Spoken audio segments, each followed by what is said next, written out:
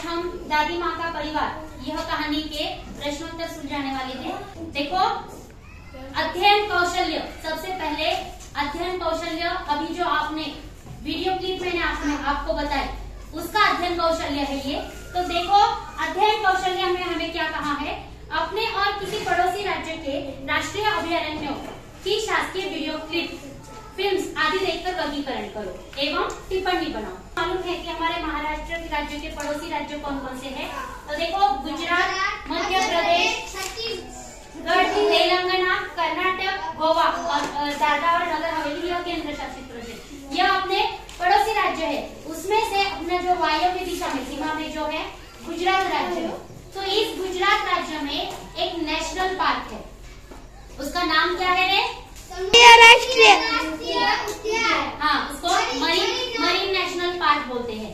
तो इस उद्यान को राष्ट्रीय उद्यान कहा गया है क्योंकि इसकी बहुत सारी विशेषताएं हैं। अभी आपने वीडियो क्लिप में देखा कि गुजरात में जो जामनगर है, जामनगर एक 50 किलोमीटर की दूरी पर यह कच्छ खाड़ी है और ये कच्छ खाड़ी जो है वहाँ पे यह समुद्री नेशनल पार्क है। इसकी विशेषता क्या है कि ये देश का समुद्री नेशनल पार्क बनाया गया है, देश का पहला। उसके साथ साथ इसके बाजू में जो जंगल है, उस जंगल में 4 सिंगों वाला मुर्ग देखा जाता है और साथ साथ यह जो देश के जो घने जंगल है इसमें बहुत सारे प्रजाति के वन्य पशु देखे जाते हैं। और साथ में ही इस समुद्री राष्ट्रीय उद्यान में अंदर जाने की जरूरत नहीं, ऊपर से उसका समुद्री जीवन आसानी से दिख सकता है।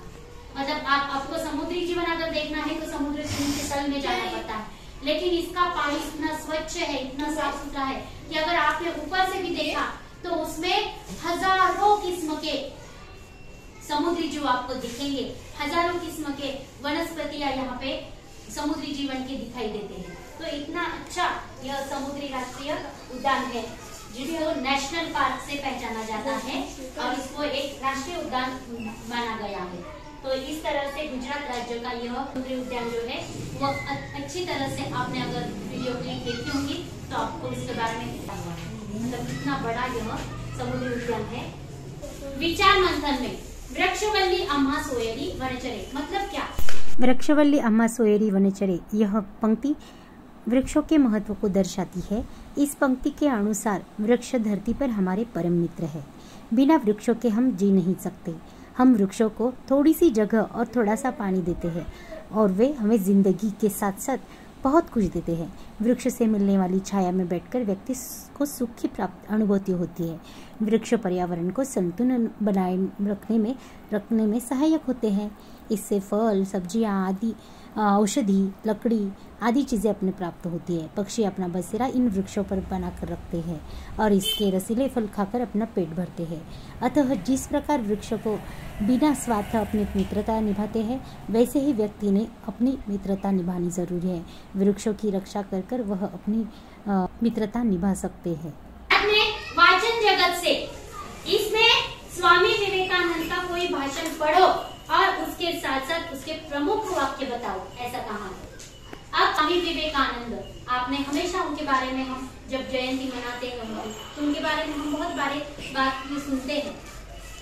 स्वामी विवेकानंद जी के प्रमुख वाक्य में आपको बताना कि उन्होंने कहा था, उठो, आगे बढ़ो और जब तक आपको अपने ध्येय की प्राप्ति न हो तब तक मत रुको। उसके साथ साथ उन्होंने कहा था कि आपकी संगति ऐसी होनी चाहिए जो आपको ऊपर उठाए और अगर संगति अच्छी नहीं होगी तो आपको नीचे भी गिराएगी। मतलब ये प्रमुख 2 वाक्य मैं आपको बताना चाहती हूँ कि आपकी संगति अगर अच्छी होगी तो आपको ऊंचा उठाएंगे और आपकी संगति अगर बुरी होगी तो आपको नीचा गिराएगी। बाद में सदैव ध्यान में रखो, सदैव ध्यान में क्या रखना है? संगठन में ही शक्ति है, इसे जीवन में उतारो। कहानी से आपने सीखा कि एकता से अगर आप कोई भी काम करेंगे तो आसानी से होगा, तो यही संगठन की शक्ति होती है। और इस कहानी से ही हमें ये सीख मिलता है कि संगठन की शक्ति से खुद के जीवन में अगर उतारेंगे तो आपका कोई भी काम आसानी से हो सकता है। घटनाक्रम के अनुसार क्रम लगाकर बताना है। देखो, यहाँ पे 4 वाक्य दिए गए हैं। इसके 4 वाक्यों में सबसे पहला वाक्य कहानी में कौन सा आया था? कौन बताएगा? बोलो। घर के आंगन में बरगद का पेड़ था। Very good. सबसे कहानी में ये 4 वाक्यों में से पहला वाक्य आया है, घर के आंगन में बरगद का पेड़ था। दूसरा वाक्य कौन सा है? चिंकी ने भी 2 बेटों का उपहार दिया। Very good. तीसरा वाक्य? मीनू मीनू चुस्कू मुस्कू खेलने लगे। तीसरा वाक्य है। और चौथा वाक्य बताओ बेटा। एक साथ उड़ने को रहेंगे तैयार। एक साथ उड़ने को रहेंगे तैयार, यह चौथा वाक्य है। ये कहानी के घटना अनुसार क्रम लगाया है। उसके साथ साथ अभी उसके एक वाक्य में उत्तर जो है वो लिखो सबने। पहला प्रश्न, चिड़िया कहाँ रहती थी? बोलो बेटा। पेड़ के ऊपर। और घोंसले में। घोंसले में। चिड़िया पेड़ के ऊपर, बरगद का जो पेड़ था उसके घोंसले में रह गई। दूसरा प्रश्न है, बहेलिया ठगासा क्यों रह गया? कब ठगासा रह गया? बोलो। जब चिड़िया जाल लेकर उड़ गए, बहेलिया ठगासा ले गए। Very good. दादी माँ सुबह उठकर क्या करती थी? बोलो बोलो। गुहारती थी, सवारती थी। ओके। चुस्कू मुस्कू ने किससे जाल काटा? अपने पेड़। बोलो। अपने दांतों से। अपने दांतों से उसने जाल काटा। देखो भाषा की ओर में आपको यहाँ पे कुछ शब्द दिए गए हैं, उस शब्दों के आपको वचन बदल कर लिखना है। जैसे यहाँ पे एक जो वाक्य है बताकर दिया है आपको, यह वाक्य बनाकर आपको दिया है। यहाँ पे थैलिया का वचन बदला कर दिया है, थैली होता है। थैलिया का वचन, एक वचन क्या होता है? थैली।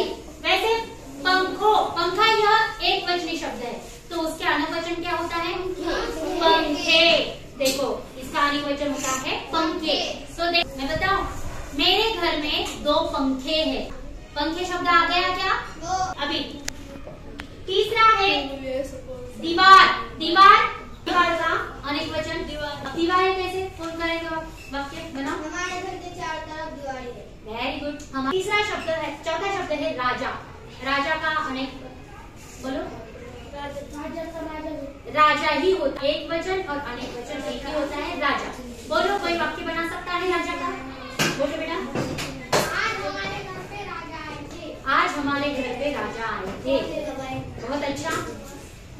वस्तुएं, वस्तुएं यह अनेक वचन है, आपको इसका एक वचन बनाना है। वस्तु। वस्तु।